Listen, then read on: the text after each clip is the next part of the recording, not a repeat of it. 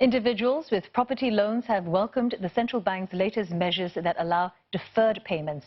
The measures aim to help ease financial burdens brought about by the COVID-19 pandemic.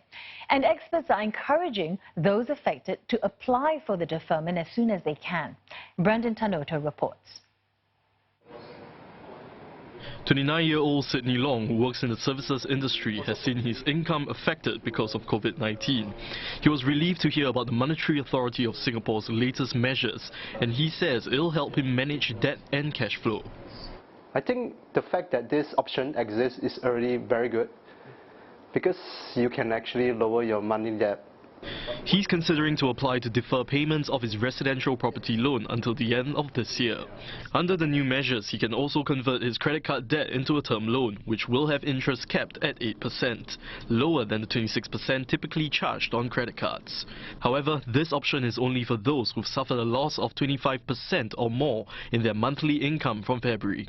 Experts welcome the MAS moves and urge those affected to utilize the relief as soon as they can. If you find that you are going to be unable to pay, it is always advisable for you to talk to the banks early on and try and get the loan rescheduled rather than to wait, because then the loan becomes delinquent and it's much harder to talk to the bank in that case. We have seen it happen during SARS or during the financial crisis. People will end up with very large debts. So even if they get back their old job or go back to their old salary, you have a very large accumulated debt which you find very hard to manage and to pay off. Still, property loan deferments are not without costs. Singapore Central Bank has warned that deferring payments increases future obligations and therefore borrowers must weigh their options carefully.